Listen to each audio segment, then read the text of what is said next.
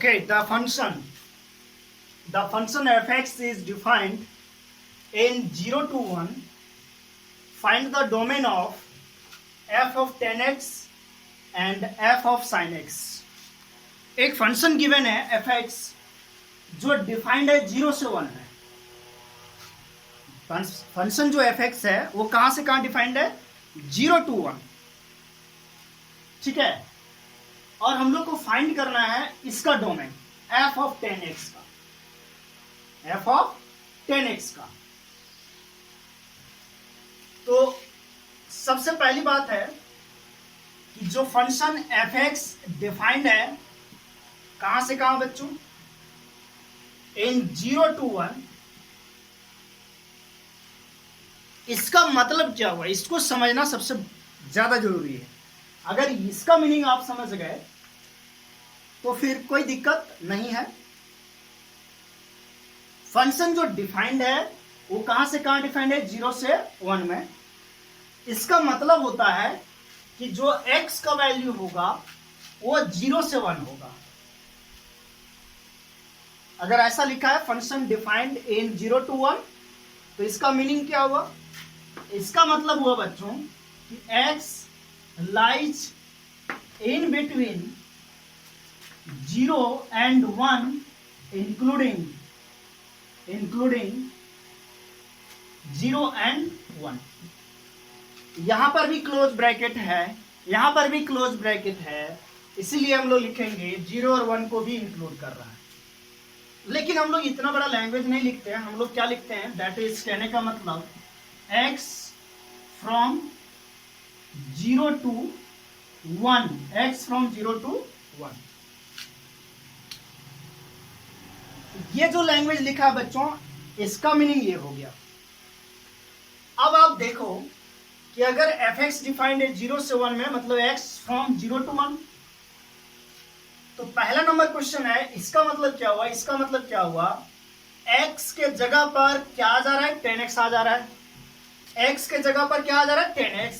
तो x को अगर हम रिप्लेस कर दें यहां पर tan x से, इस x को अगर रिप्लेस करें tan x से तो क्या हो जाएगा? tan x from 0 to 1. कभी भी अगर ऐसा गिवन है कि फंक्शन डिफाइंड है 0 से 1 मतलब इस x का वैल्यू 0 से 1 है और अब अगर ये x tan से दूसरा फंक्शन से रिप्लेस हो गया मतलब ये tan x 0 से 1 में हो जाएगा. तो tan x कहां से कहां हो गया? 0 से 1.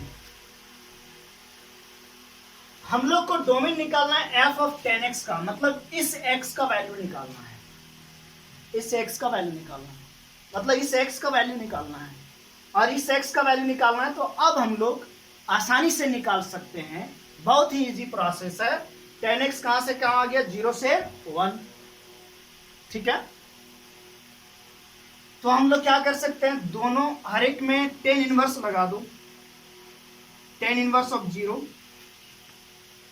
tan inverse of tan x और tan इनवर्स ऑफ 1. आप ऐसे भी लगा सकते हो और ऐसे लगाओगे तो tan इनवर्स 0 कितना होता है? 0 less than equal to tan inverse और tan खत्म हो जाएगा x और ये tan इनवर्स 1 मतलब π/4. चलो मान लेते हैं कि अभी तुम लोग इनवर्स ट्रिग्नोमेट्रिक फंक्शन नहीं पढ़े हो तो इसका जानकारी, इसका नॉलेज नहीं है. कोई दिक्कत नहीं है, इसको नहीं लिखेंगे फिर भी चलेगा.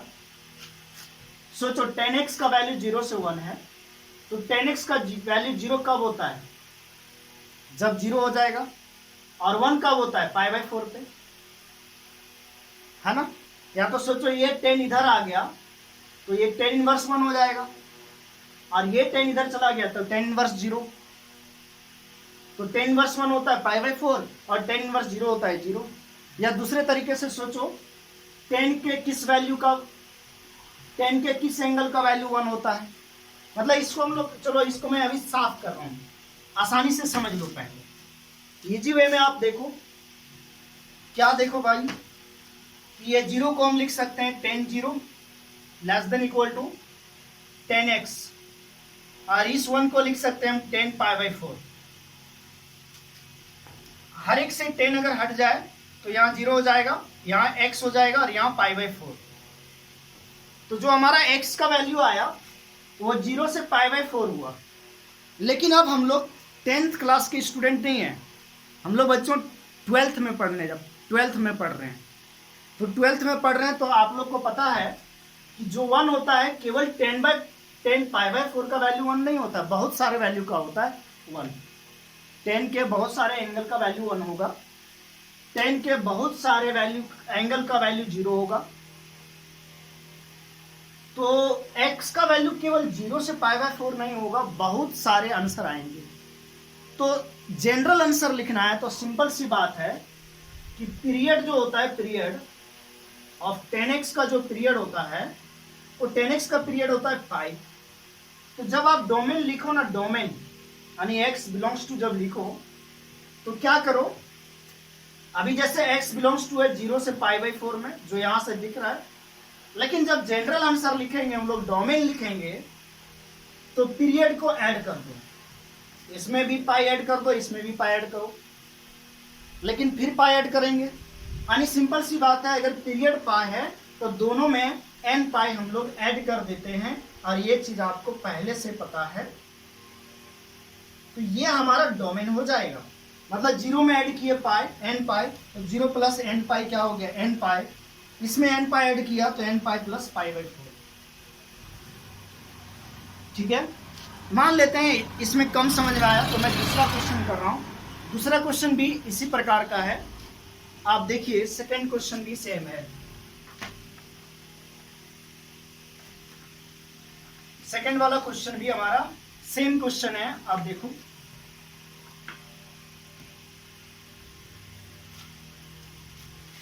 सेकेंड क्वेश्चन में बच्चों हम लोग को डोमेन पूछा है इस फंक्शन का, मतलब इस x का वैल्यू निकालना है।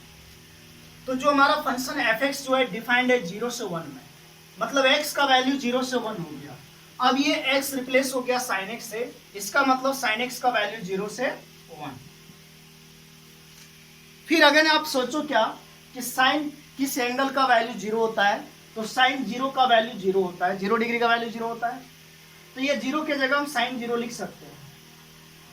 साइन कितना का वैल्यू 1 होता है, साइन 90 डिग्री का वैल्यू 1 होता है, मतलब साइन π/2 का वैल्यू 1 होता है। तो हम यहां लिख सकते हैं साइन π/2।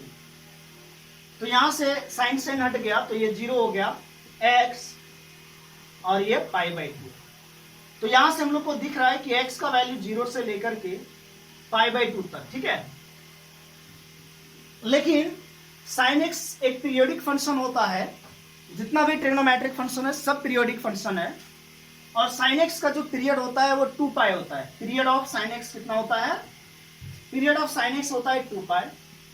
तो हम जनरल आंसर यानी डोमेन जब लिखेंगे तो क्या करें, इसमें 2nπ ऐड कर देते हैं इस दोनों में, तो ये 2nπ प्लस 0 2nπ हो जाएगा, और 2nπ प्लस π/2 ये हमारा जनरल आंसर हो जाएगा, मतलब जनरल डोमेन। और आप जानते हो n क्या होता है, इंटीग्रल होता है। बच्चों देखो जितना भी ट्रिग्नोमेट्रिक फंक्शन है ना सब पीरियोडिक है। तो पीरियोडिक फंक्शन में हम लोग क्या करते हैं, मान लो कहीं भी x का वैल्यू निकालना है इस प्रकार से, तो हम लोग एक x का वैल्यू निकाल लेंगे। जैसे यहाँ एक इंटरवल निकाल लेंगे, कोई भी एक इंटरवल निकाल लेंगे। तो एक इंटरवल निकालने के बाद जो पीरियड होता है ना उसको लोअर लिमिट और अपर लिमिट में ऐड कर देते हैं। तो पीरियड जैसे 2π है तो 2π नहीं ऐड करना, उसमें n मल्टीप्लाई करके ऐड करना, क्योंकि पीरियड जो है 2π है, 4π भी हो सकता है, 6π भी हो सकता है ना। तो ये जो ऐसे क्वेश्चन जब भी रहा तो आप डोमेन इस तरह से निकालोगे। ओके स्टूडेंट्स, ये सारे क्वेश्चन केवल कंपटीशन एग्जाम में पूछा जाता है, जनरल एग्जाम में नहीं पूछा जाता है, मतलब बोर्ड के एग्जाम में नहीं पूछा जाएगा। अच्छा डियर स्टूडेंट्स, आप लोग को सबसे पहले ये ध्यान रखना है कि वीडियो को शेयर करना है, लाइक भी करना है। जो भी स्टूडेंट्स हमारे इस वीडियो लेक्चर्स को देख रहे हैं वो क्या करिए, लेक्चर्स को लाइक करिए, जरूर लाइक करिए, ठीक है, और शेयर करिए। और जो बच्चे सब्सक्राइब नहीं किए हैं वो सब्सक्राइब जरूर कर लीजिए चैनल को, ताकि आपको इन्फॉर्मेशन मिलते रहे। बच्चों आपको ध्यान होगा कि अभी स्कूल वगैरह चालू नहीं होने वाला है, अभी बहुत टाइम लगेगा, हो सकता है सितंबर वगैरह तक जा सकता है। इसलिए आप रेगुलरली वीडियो को देखिए और क्वेश्चन को सॉल्व करने का प्रैक्टिस कीजिए। चलिए नेक्स्ट क्वेश्चन भी इसी तरह से है, मैं लेता हूं, आप देखो।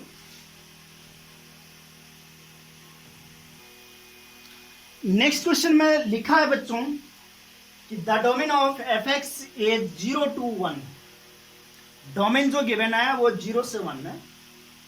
अच्छा, जो प्रीवियस क्वेश्चन था उसमें लिखा था F x is defined in 0 to 1, और यहां लिखा है कि इस फंक्शन एफ एक्स का डोमेन 0 to 1 है। भाई दोनों का सेम मीनिंग होता है। वहां भी अगर लिखा था कि एफ एक्स डिफाइंड है 0 से 1 में, तो इसका मतलब x का वैल्यू 0 से 1। यहां पर अगर लिखा है कि एफ एक्स का डोमेन है 0 से 1, इसका मतलब x का वैल्यू है 0 से 1। यानी ये जो मीनिंग लिखा है कि domain of F x is 0 to 1, इसका मतलब ही हुआ स्टूडेंट्स कि x का वैल्यू 0 to 1। यहां पर 0 पे ओपन ब्रैकेट है, इसलिए यहां इक्वल का साइन नहीं आया। यहां पर क्लोज ब्रैकेट है, इसलिए यहां पर इक्वल का साइन आ गया। अब हम लोग से पूछा गया है कि इस फंक्शन का डोमेन निकालिए। तो अगर फंक्शन का ये एफ एक्स का डोमेन 0 से 1 है, अब ये x देखो रिप्लेस हो गया ई एक्स से।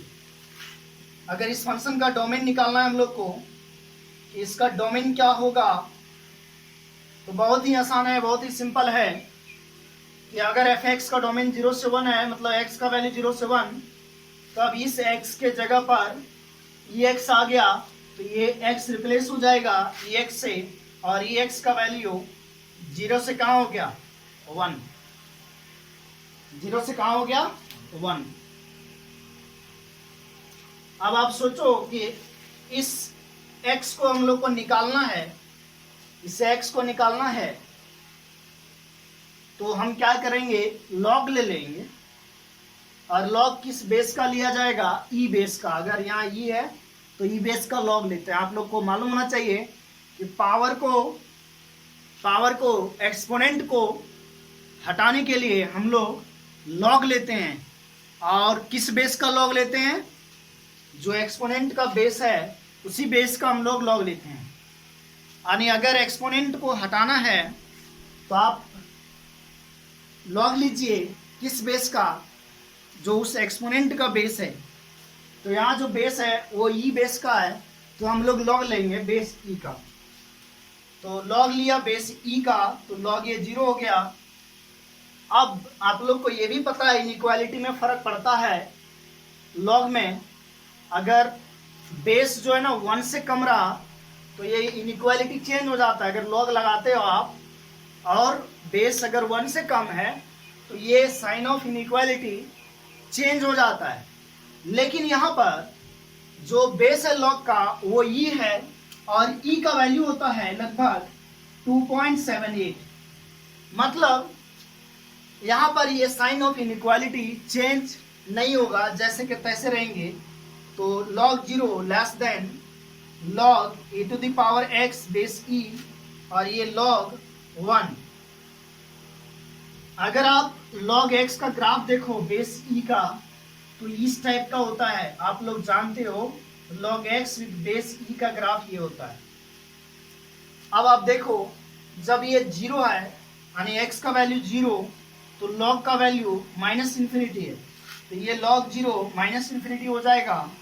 ये x जो है मल्टीप्लाई में आएगा, ये x देखो पावर वाला ये मल्टीप्लाई में आएगा, तो ये x इंटू ये बन गया log e with base e, और log 1 सभी लोग जानते हैं ये 1 यहाँ होता है x का वैल्यू, और log 1 पे y का वैल्यू 0 होता है, log 1 0 होता है।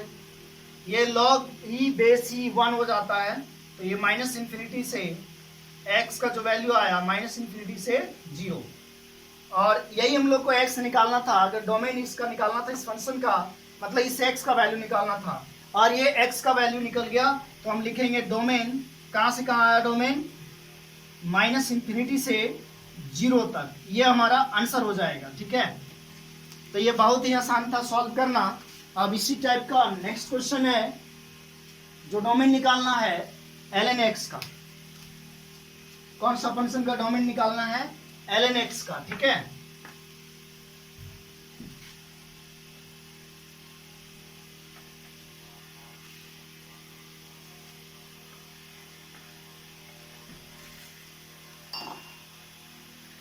तो सेकेंड क्वेश्चन में जैसे हम लोग को डोमेन निकालना है ln x का, तो यहाँ पर ln x की जगह पर ln x आया, तो ये x रिप्लेस होगा ln x से, तो ln x का वैल्यू 0 से लेकर के 1 तक,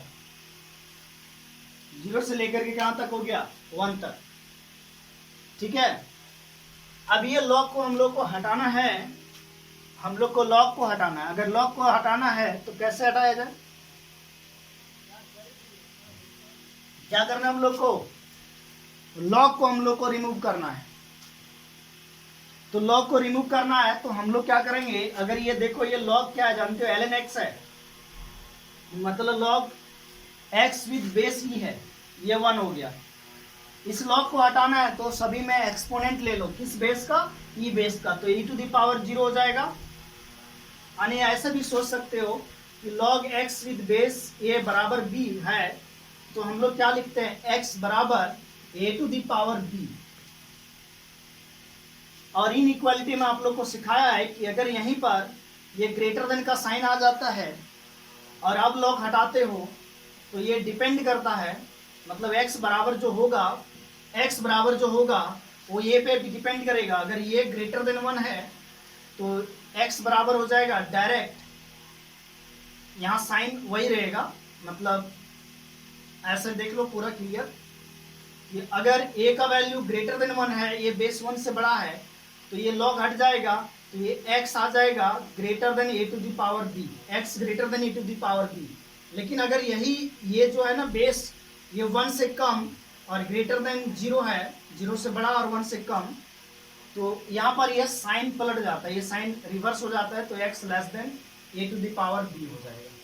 तो यहाँ पर जो लॉग है ना वो बेस ई का है ना, मतलब 1 से बड़ा है, तो ये लॉग हटाएंगे तो e⁻0 हो जाएगा और साइन चेंज नहीं करेगा। साइन कब चेंज करता है, जब बेस 1 से कम रहता है, तो साइन नहीं चेंज किया, ये x बन गया और e⁻1 बन गया।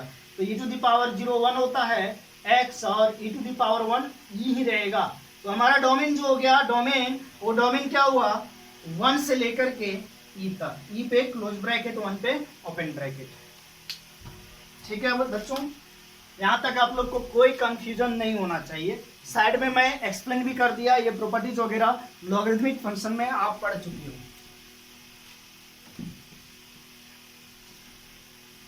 ठीक है, देख लो।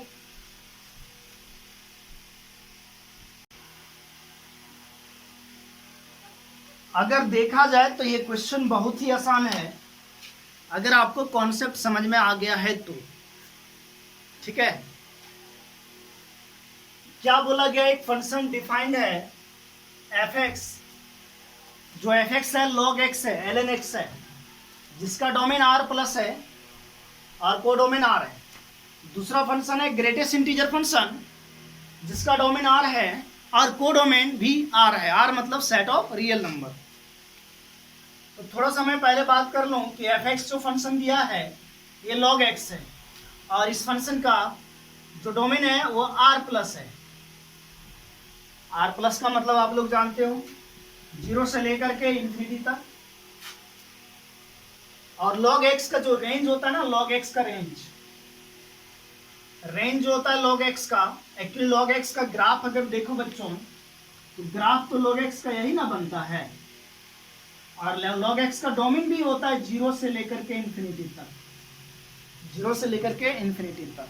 और 0 से इंफिनिटी तक में देखो अगर y का वैल्यू तो -∞ से लेकर के +∞ तक है, मतलब रेंज -∞ से +∞, ठीक है। log x का ग्राफ ये होता है।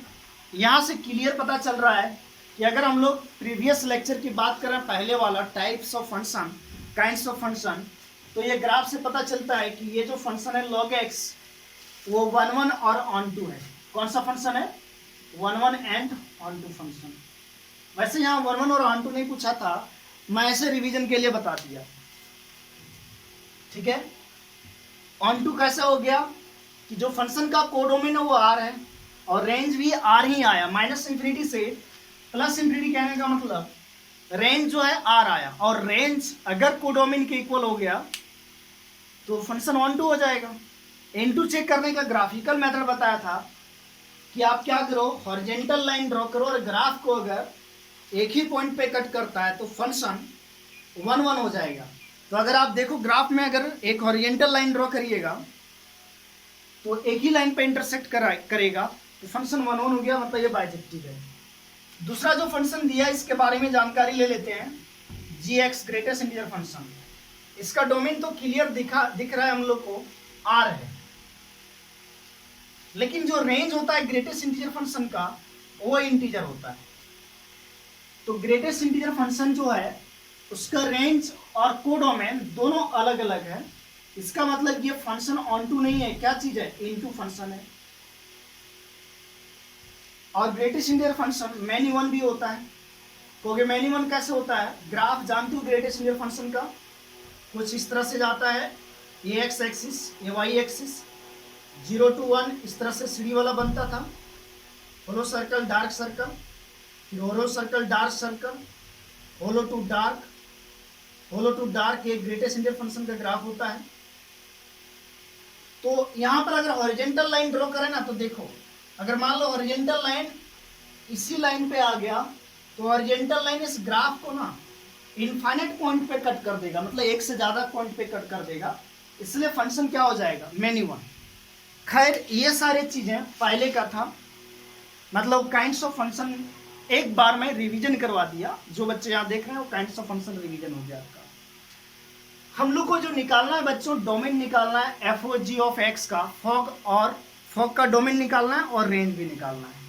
तो सबसे पहले हम फॉग निकाल देते हैं, फॉग ऑफ एक्स, इसको हम लिखेंगे एफ ऑफ जी एक्स।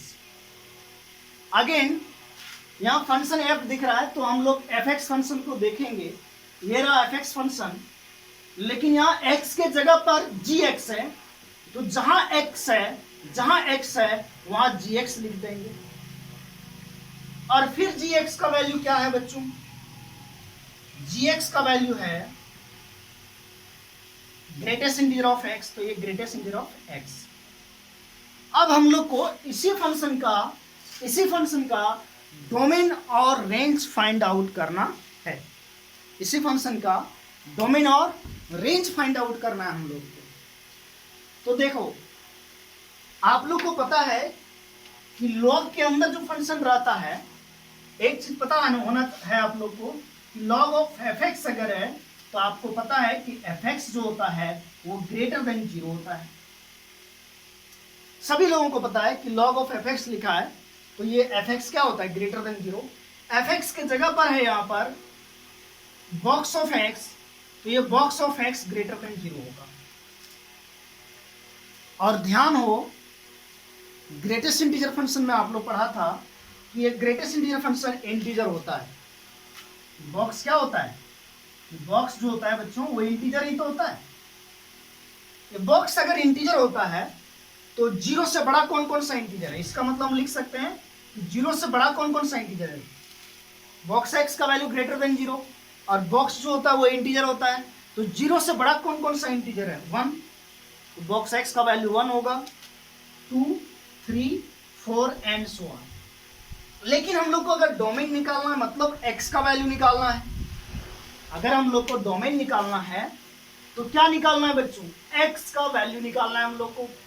और अगर एक्स का वैल्यू निकालना है तो कैसे निकलेगा, तो आप लोग को सिखाया गया था कैसे निकालना है कि ग्रेटेस्ट इंटीजर ऑफ एक्स का वैल्यू 1 कब होगा। जैसे चलो ये सारे नंबर लाइन पे दिखा देता हूं, आप लोग को बताया था कि नंबर लाइन पे दिखा लिया करना, सारे मत दिखाओ, 2-3 पॉइंट दिखा लो। तो ये बॉक्स ऑफ एक्स का वैल्यू 1 कब होगा, जब x का वैल्यू 1 होगा या तो 1 से बड़ा लेकिन 2 से छोटा। फिर बॉक्स ऑफ x 2 कब देगा, जब x का वैल्यू 2 होगा और 2 से लेकर के 3 तक। देखो x का वैल्यू अगर 2 रखें तब भी 2 देगा, 2.1 रखें तब भी 2 देगा, 2.3 रखें तब भी बॉक्स 2 देगा।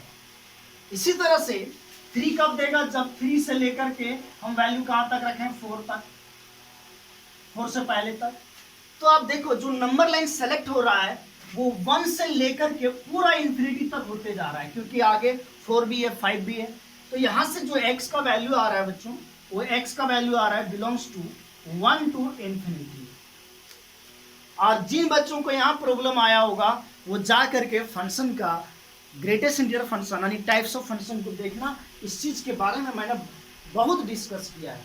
तो ये हमारा हो गया डोमेन। तो डोमेन ऑफ जीओएफ आ गया, डोमेन ऑफ सॉरी एफओजी आ गया कितना 1 to infinity. Domain of fog जो आया वो 1 टू इन्फिनिटी आया। लेकिन हम लोग को इसका रेंज भी निकालना है। किसका रेंज निकालना है? Log of this. तो एक बात बताओ, बॉक्स का जो वैल्यू होगा वो क्या होगा 1 2 3। तो इस बॉक्स का वैल्यू अगर 1 2 3 इस तरह से डिस्क्रीट वैल्यू आ गया तो रेंज तो बहुत ही आसानी से निकल जाएगा ना। रेंज क्या हो जाएगा?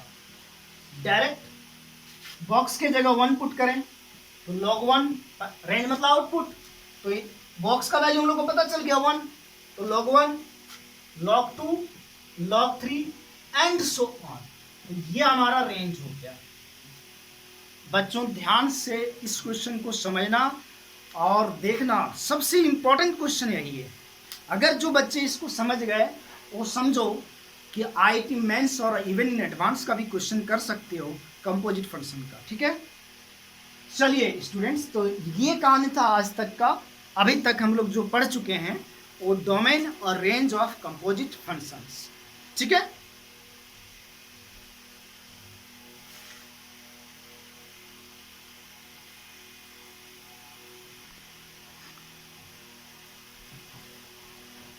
Composition of peace wise function. जो इस टाइप का फंक्शन रहता है ना, पीस वाइज, देखो एफ एक्स है ना 2 पीस में टूटा हुआ है, जी एक्स भी 2 पीस में टूटा हुआ है। तो ऐसे फंक्शन जो डोमेन में 2 या 2 से ज़्यादा पार्ट में डिवाइड रहता है, वैसे फंक्शन को हम लोग पीस वाइज फंक्शन बोलते हैं।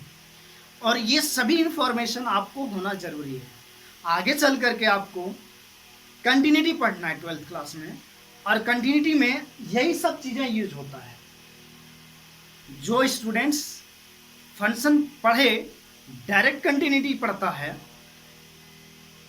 जो स्टूडेंट्स फंक्शन पढ़े डायरेक्ट कंटिन्यूटी पढ़ता है, उसको आसानी से कंटिन्यूटी भी समझ में नहीं आता है। ठीक है, तो सारा इंफॉर्मेशन जानना जरूरी है। तो बच्चों ये कंपोजिट फंक्शन निकालना है, F of G X find करना है। अगर एफ एक्स ऐसा गिवन है और जी एक्स ऐसा, मतलब पीस वाइज फंक्शन गिवन है, आपको ध्यान में रखना है कि ये क्वेश्चन, इस टाइप का क्वेश्चन बोर्ड के एग्जाम में नहीं आता है, आईआईटी मेंस में भी नहीं दिया जाता है, ये आईआईटी एडवांस में पूछा जाता है। तो जो आईआईटी एडवांस की तैयारी कर रहे हैं उसके लिए बेनिफिशियल है, और जो नहीं कर रहे हैं वो इसको नहीं भी सीखिएगा तो कोई प्रॉब्लम नहीं है। चलो वैसे सीखना चाहिए, नॉलेज तो होना चाहिए कि कैसे सॉल्व होता है। तो बच्चों एफ ऑफ जी एक्स लिखो। सबसे पहले देखो एफ ऑफ जी एक्स तरीका क्या होता है। हम लोग फंक्शन एफ है, ये देखो फंक्शन एफ है, एक्स के जगह पे कौन आ गया जी एक्स। तो जहां जहां पर यहाँ x है, जहां जहां पर x है उस x के जगह पर क्या बैठा दो gx।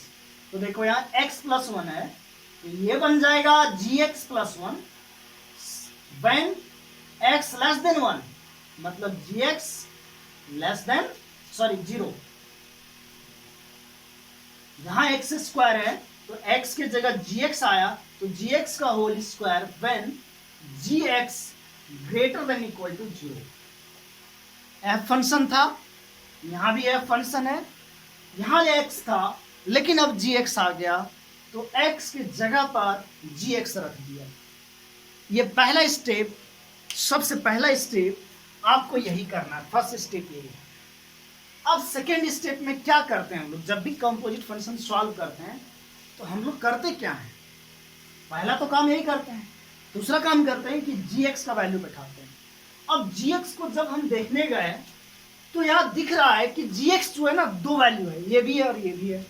तो अब प्रॉब्लम हो गया कि किसको रखा जाए, gx का वैल्यू यहाँ कौन वाला रखें, पहला वाला रखें या दूसरा वाला रखें। तो बात ये है भाई लोग कि हम लोग को दोनों वैल्यू रखना पड़ेगा। तो दोनों वैल्यू रखना पड़ेगा, तो कैसे रखें सर, दोनों वैल्यू कैसे रखें? तो एक काम करते हैं, पहले जो gx का एक वैल्यू है ना वो हर एक जगह रख देते हैं, फिर gx का दूसरा वैल्यू हर एक जगह रखेंगे। तो gx का पहला वैल्यू रख रहे हैं मान लो यहाँ पर इसमें पूरे में, तो एक्स क्यूब, gx का वैल्यू एक्स क्यूब है प्लस 1, तो यहाँ क्या हो जाएगा एक्स क्यूब लेस देन 1। लेकिन सबसे इंपॉर्टेंट बात ये ध्यान रखना है, ये जो एक्स क्यूब रखा इस टाइम में ये भी लिखना है एक्स लेस देन 1, एंड करके लिखना है लेस देन। मतलब आप gx का तो वैल्यू यहां पर रख रहे हो, ठीक है, लेकिन ये वैल्यू रखा तो ये भी तो साइड में लिखेंगे x लेस देन 1। फिर gx का पहला ही वैल्यू यहां पर भी रखते हैं एक्स क्यूब, और यहाँ होल स्क्वायर है तो होल स्क्वायर, gx के जगह एक्स क्यूब, तो एक्स क्यूब यहाँ पर greater than equal to 0, and ये वाला वैल्यू रखें इधर क्या है x लेस देन 1। आप देखो gx का पहला वैल्यू रखा गया कहां पर, इसमें। अब gx का दूसरा वैल्यू रखेंगे तो दूसरा वैल्यू gx का है 2x माइनस 1, देखो gx के जगह 2x माइनस 1 प्लस 1, gx के जगह 2x minus 1 less than 0, and ये भी तो लिखना है x greater than equal to 1। फिर gx का वैल्यू यहां रखेंगे 2x माइनस 1 का whole square, 2x minus 1 greater than equal to 0, and x greater than equal to 1। सबसे इंपॉर्टेंट बात यह है कि इधर तो ठीक है सॉल्व हो जाएगा, इसका मतलब क्या हुआ, इसका मतलब क्या है, इसको सॉल्व करके क्या आएगा, इसको सॉल्व करेंगे क्या आएगा, और इसको सॉल्व करेंगे क्या आएगा। आप लोग इस तरह से गोला मत लगाना, मैं समझाने के लिए लगाया हूं। तो बच्चों इसको सॉल्व करने का मतलब दोनों का इंटरसेक्शन ले लेना, दोनों का क्या लेना, इंटरसेक्शन लेना। तो बच्चों इसका अगर इंटरसेक्शन ले, देखो सॉल्व करता हूं इधर, तो ये तो x लेस देन 0 हुआ और x लेस देन 1, दोनों का इंटरसेक्शन क्या होगा, ये 0 और ये 1, x लेस देन 1 मतलब इधर, x लेस देन 0 मतलब इधर, इंटरसेक्शन क्या हुआ x लेस देन 0, इंटरसेक्शन मतलब कॉमन पार्ट क्या हुआ x लेस देन 0। तो इसके जगह पे हम क्या लिख सकते हैं x लेस देन 0। अच्छा इसका मतलब क्या हुआ, ये जो सेकंड पार्ट है इसका मतलब हुआ, देखो इधर x greater than equal to 0 and x less than 1। अब ये देखो ग्रेटर देन इक्वल टू 0 और लेस देन 1, मतलब अगर नंबर लाइन पे देखें ये 0 है और ये 1 है, ये बोल रहा है x लेस देन 1 इधर हो गया, और ये बोल रहा है x greater than equal to 0 तो इधर हो गया। तो इस टाइम में x का वैल्यू जो है कॉमन पार्ट वो 0 से 1 आ रहा है, तो इसका मतलब x का value greater than equal to 0 और लेस देन 1। अगर इसको सॉल्व करें तो क्या आता है, इसको सॉल्व किया जाए तो यहां देखो ये सॉल्व करने से x लेस देन 1/2 और ये x ग्रेटर देन 1, तो ये 1 रहा, 1/2 इधर रहेगा, x ग्रेटर देन 1/2, 1/2 से बड़ा, सॉरी लेस देन 1/2, तो लेस देन तो इधर होगा, और x greater than equal to 1 इधर। कोई कॉमन पार्ट आया क्या, नहीं आया, मतलब यहाँ x बिलोंग्स टू क्या आ जा रहा है 5। यहां पर अगर देखा जाए इसको सॉल्व करें तो यहां पर आ रहा है x greater than equal to 1/2 and x greater than equal to 1, तो ये 1/2 रहा और ये 1 रहा, x greater than equal to 1/2 मतलब इधर, x greater than equal to 1 मतलब इधर, कॉमन पार्ट क्या हुआ x greater than equal to 1 से इधर तक, तो ये जो आया x greater than equal to 1 आया। तो ये जो इनइक्वालिटी रहता है ना साइड में, इसको सॉल्व कर लेना। सॉल्व करने का मतलब क्या हुआ, मैंने अभी समझाया कि एंड लगा है मतलब दोनों का इंटरसेक्शन लेना है, और आप लोग को इन इक्वेशन में सिखाया गया है इंटरसेक्शन लेने के लिए, ठीक है। तो तो अब लास्ट स्टेप है, देखो लास्ट स्टेप है, इसको देखना है आपको। लास्ट स्टेप बस लिख देना है बच्चों, एफ ओ जी। तो थर्ड स्टेप में क्या होगा, F O G of X निकल जाएगा हमारा। क्या निकला, एक्स क्यू प्लस वन। कब निकला ये, जब एक्स का वैल्यू क्या है, फाइनली देखो इन दोनों को सॉल्व करके ये चीज आया, X less than zero. X to the power 6, 3 to जा 6 कब आया, जब एक्स का वैल्यू 0 से बड़ा और 1 से छोटा। अच्छा ये वाला लिखेंगे क्या, ये देखो कट जा रहा है, +1 और -1, 2x आ रहा है, लेकिन ये x कब है, जब x 5 का मतलब कुछ नहीं, मतलब ये खत्म हो गया, यहाँ x बिलोंग्स टू 5 आया, मतलब इसको लिखना ही नहीं है हम। 5 का मतलब कोई भी x के वैल्यू पर ये डिफाइन नहीं है, तो इसको नहीं लिखना है। अच्छा ये नेक्स्ट तो लिखना है 2x - 1 का होल स्क्वायर, ये कब है, जब x का value greater than equal to, ये निकल गया हमारा FOG। तो आप बच्चों ध्यान से वीडियो को देखना और समझना, ये क्वेश्चन जनरली IIT एडवांस में आता है, और जो बच्चा IIT एडवांस देने लायक है उसको तो आसानी से समझ में आ गया होगा। ओके स्टूडेंट्स, इस क्वेश्चन को हम लोग ग्राफ से भी करते हैं, लेकिन पहले आप ऐसे सीख लो, फिर अगर ग्राफ का जरूरत है तो आप कमेंट करिए, ग्राफ से भी बता देंगे। ठीक है, चलिए, थैंक यू।